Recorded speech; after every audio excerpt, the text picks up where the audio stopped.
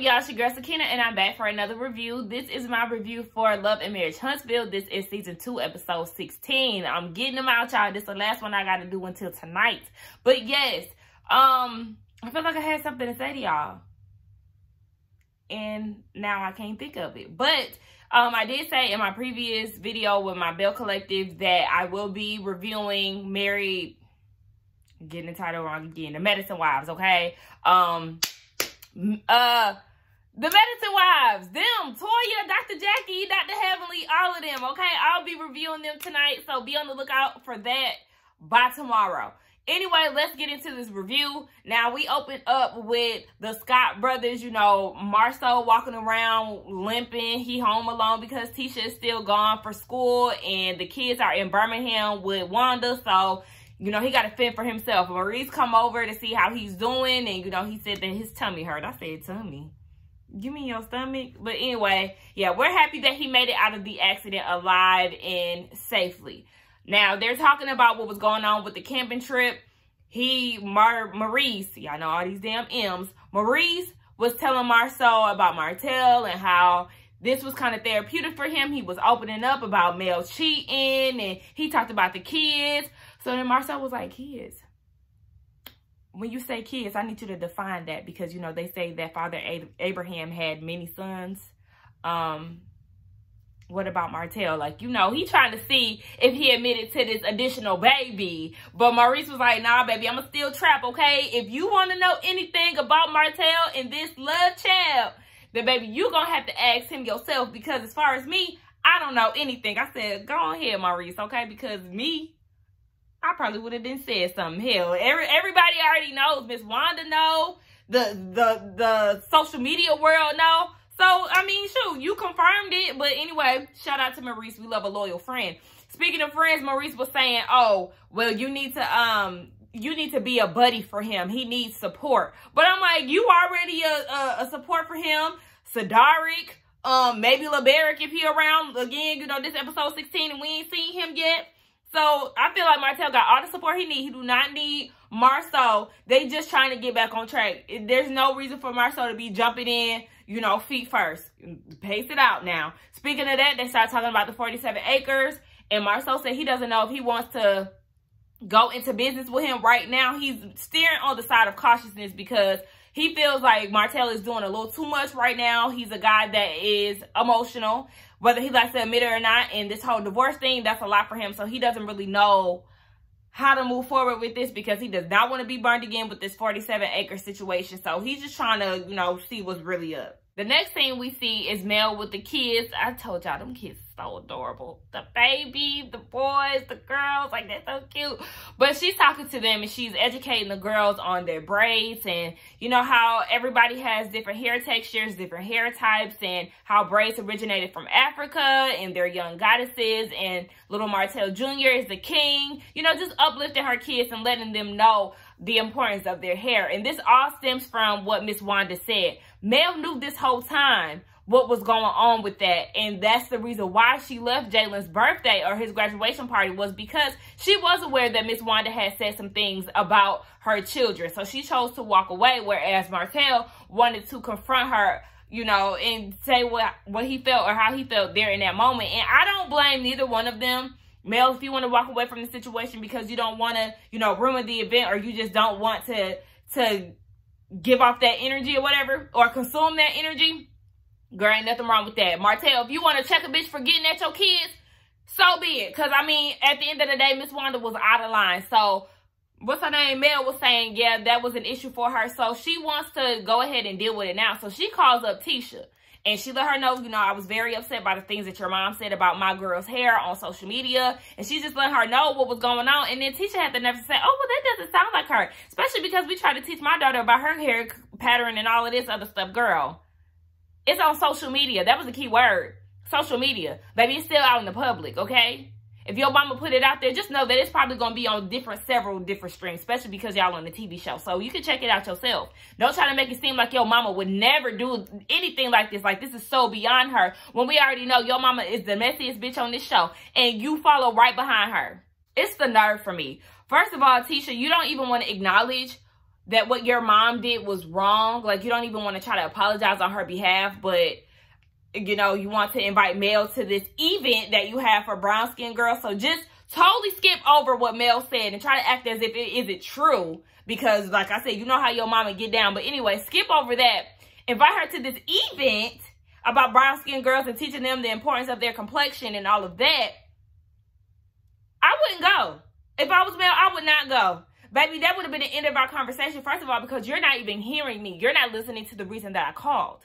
But then you want to try to, I guess, boss up or try to make it seem like you're such a busy woman and that you got an event coming up for kids. No, baby, I'm good on that, okay? I'm going to educate my girls on my own way. I don't need you trying to do whatever you got to do over there. So anyway, yeah. Then Tisha mentioned Martell bringing them. And Mel is like, wait, why would he bring the girls? If this is supposed to be like a girls event for kids, I'm going to be the one to bring them. And then Tisha was like, well, he drops the kids off. So I guess he takes the kids over to the Scott's house, which would be a bit odd. Because, yeah, you had all this smoke from Miss Wanda. And I know this has nothing to do with the kids, but I feel like that definitely would have been put on pause. Because I don't know when Miss Wanda going to show up at their house and all of that. Like, that would have been on pause for me. But anyway, Mel was like, no, I'm going to be bringing my girls to this event. So just send me the information and I'll let you know if I can show up. Baby, I wouldn't come. I would not come. I would have told her straight up, girl, fuck you and your event. Now we see Loudmouth is back home, Miss Event herself. And she's talking to Marceau about what was going on, where the kids at, what happened with his accident. And he was like, yeah, the mama took the kids to Birmingham. He got into the accident. And he said that, you know, it kind of shook him up a little bit because he realized that we all have an expiration date and he wants to leave an impact. He wants to be impactful. And then this is the time where we plug in Black excellence. He says that he thinks about Stacey Abrams and how she lost her run, but she dedicated her time after that to making an impact, you know, making sure people are really going out there to vote. And because of that, you know, she also helped Miss Kamala Harris get into office. I said, look at you, Marceau. Are you trying to erase your misogyny? Ah, girl, what? Anyway, I said, look at you, Marceau. Are you trying to erase your misogynistic views or, you know, the way that we all look at you? Anyway, yeah, so he said what he said. And I just feel like, yeah, I get what you're saying. But it always kind of make me feel uneasy when they do stuff like that because it doesn't come off natural. It seems like they're doing this like as a PSA or like, I mean, it's obviously to bring awareness, but it just never seems natural. It seems like production put them up to stuff like this. Okay, so Miss Wanda come home and drop the kids off and she want to get straight to it. She asking him about his accident. Basically, she's trying to insinuate that he was trying to go off and do something with somebody else and not really going to camp. But in the midst of him trying to go creep, he got into that accident. And I just feel like you're out of line, Miss Wanda. You are so out of line. Like, you don't, like Marceau was telling, oh, girl, before she even got there, like, she does not respect boundaries, and she doesn't. How dare you come into this man's house talking all this shit, trying to make it seem like he was out there cheating, and it just so happened to land on the same week that his wife was gone. Like, this, it was on TV that they had this planned out. Girl, ain't nobody trying to go creep. And if he is trying to go creep, I'm sure Marceau was smart enough not to do it while they filming, okay? So let's not even do it. Because, I mean, listen, we know he acts like he don't like Tisha. So, I mean, he could definitely have a girlfriend 2, 3, 4, 5, 6, 7, 20. But, I'm kidding. But you know what I'm saying? Like, she was just doing too much for me. And it was pissing me off. And then they started talking about what was said about Kimmy. And Miss Wanda said she's going to be the same way she is to the day she died. Tisha even said at one point that her mama was changing before she got there. Bitch, no, she's not.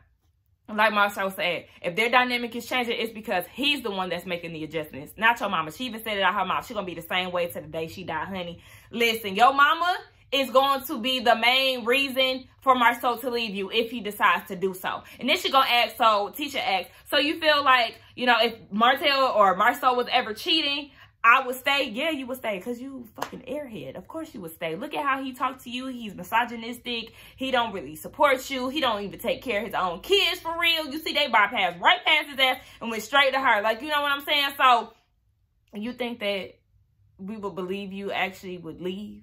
Girl, anyway, I was with Marceau when it was time, like, okay, baby, you can leave. You can really leave. And I was happy that he said that. And he seemed very serious. He was not joking with her. Like, yeah, Wanda, get the fuck on. Yeah, who hurt you? Go be with your boyfriend. And just like that, Miss Wanda has won the battle, okay? Now, yes, he done wanted her out. She was getting ready to go. Then she had the nerve to tell Tisha, no, don't argue with him. I don't want you and your husband to be fighting. Even though I did start this whole argument. Okay. Marceau escorts her ass out the door. So then Tisha gets in her feelings. Now, one thing I will say. Yes.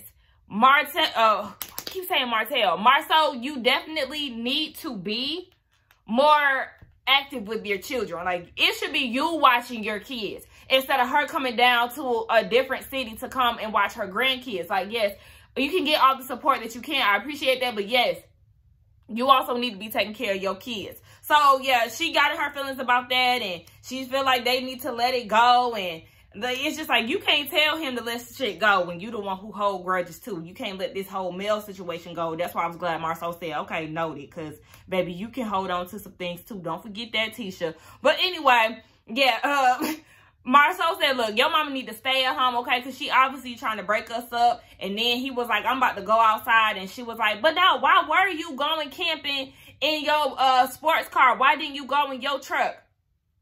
Your mama done got to your brain. I mean, it's a good question, but your mama done got to you, okay? Your mama done got to you. And all of a sudden, you worried, okay? He's talking about some, baby, just go upstairs. I'm about to go outside and I'm about to go camping, a.k.a. I'm about to go call my girl because you getting on my nerves right now. I told y'all we was about to watch this man's downfall. Now, we see Martell is meeting up with Chris, the broker. You know, Chris, he's giving me Bishop vibes. He's giving me funeral director vibes, especially with his little name tag. But nonetheless, they meet up and Martell tell him straight up, look, with this whole divorce with me and Mel and legal issues, the 47 acres is put on pause, honey. I know that they have things going on. That's what Chris was actually telling him. Like, we got things in motion when it comes down to this. Like, I've been down to the site and they have things rolling. So, he could be potentially sued. Martell can, because of the whole legal thing and how the 47 acres has to be put on pause. And these people are already on the go trying to get things up and moving. So, yeah, he said, look, I'm prepared to hit rock bottom. This is money out of my pocket. But I'm like, you don't have money saved up with you making a lot of money throughout the years. You haven't saved any up for yourself, because what it was sounding like to me was he was banking on this money. And my mama always say, look, you never count money that's not in your hands. So, look, like I said, this whole thing, you should have been thinking about that. You should have thought about that before you want to go and creep on your wife and have love children and all this extra stuff. But nonetheless, yes, we are watching the downfall of Martell. Marceau was right, okay? He need to sit down for a little bit before he tried to jump on something else. I'm going to say, y'all know I do not like Tisha, but this was a great event. I was actually surprised to see that Mel showed up. Shout out to Mel for even going. She said, you know, despite the sloppy invitation, she's going to take her up on her offer because the event is a great thing to instill in young black girls. So shout out to both of them, Tisha for throwing the event with her cousin, and shout out to Mel for showing up because it couldn't be me. We see Destiny and Kimmy is there as well. But they do a presentation, and it's about this pretty little dark-skinned girl, and she's saying that in school, you know, when it came down to skin tone, they always had to use the peach skin tone or the crayon to, you know, shade in. And she was like, wait, I know that there's way more options than this. So she created her own crayons, and it's called More Than Peach. And it's basically for, you know, the melanated girls and for us to get more of a range when it comes down to coloring and, you know, just being a representation for ourselves when we do these type of coloring books and activities like that. So I thought it was amazing. It was very cute. The girls were participating in the audience, raising hands, answering questions and all that. So it just melted my little heart. Destiny comes up with this idea to get the girls together to do a girls trip. And she's inviting Mel and Kimmy because they all three get along, and she wants to extend the invite to Tisha. So Tisha comes up and she tells her about it. And Tisha's like, well, who's coming? Everybody that you see is coming. Okay, well, I don't know. And like, girl, either yes or no. And then her confessional, she's talking about, well, you know, Mel, she got a problem with Mel, and then she feels like, or no, she said Mel is a mean girl. I said, how old are we? Can you grow the hell up? Anyway, she said that Kimmy does not support her. Girl, these people ain't kissing your dumb ass. That's why you don't want to go, because they ain't trying to fall in line with you. And like I said, Tisha, how you want yes men? Well, you ain't even a damn leader. You're not a leader, but yet you want all these damn yes men and you want things to go your way. Who's supposed to stand behind you when you the weakest bitch in the room? Make it make sense. Anyway, oh, I hate to talk about her like that, but she get on my damn nerves. Anyway, so yeah, either you call me yes or no. And you can obviously tell that there's a lot of tension, and Destiny is trying to convince her to come. Tisha wants to drive a different car just in case she can't, you know, stomach being there anymore. And at this point, Mel just gets up and was like, you know what, I'm about to go check on my kids, because she's trying to make it work with Tisha, but she want to be stuck in the past. Now, remember what Marceau said earlier in the episode. You want him to move past this issue with your mama, but you can't even move past the issues that you got with Mel. See? That's the thing. I'm glad he mentioned that, because that was a clear depiction right there. Like, girl, get out of here. Mel ended up pulling Tisha to the side to talk. You know, she was like, the reason why I walked away was because of the whole negative vibe I was getting from you. And Tisha wanted to act as if she didn't know what she was talking about negative. What? I was just asking questions. No, those questions were directed to Mel. Let's not act like they weren't. But anyway, they said that they want to get past it, Mel most importantly. So they squashed the beef. And then Kimmy and Destiny come over, and they all are excited about this trip. So then they start talking about all the things that they have going on. You know, they plugged in Kamala again, you know, thanks to production.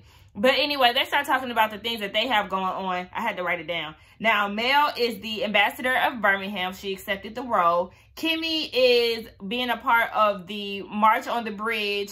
I don't know where that is. I don't know if it's going to be in Birmingham or not. But she said there was a virtual event that they're going to do as far as the march, and they asked her to be a part of it. So she's been working with the NAACP. As far as Tisha, you know, they've been working with the Black Cigar Bar, and they're getting ready to do a soft opening soon. And then when it comes down to Destiny, she's been nominated to be on the Women's Board of Business Chamber of Commerce. So they're doing big things. So I really appreciated that scene. It does seem like they're really onto something good. But we know as it goes with these shows, especially with Tisha and Mel involved, we don't know how long this is going to last. We'll see how their girls' trip goes, because Tisha did have reservations because of the last trip that her and Mel went on together. I mean, it was more people invited, but, you know, they had their little falling out as far as the whole cheating thing. But anyway, yeah, we'll see how that goes. I'm excited to see how far this makeup is going to last.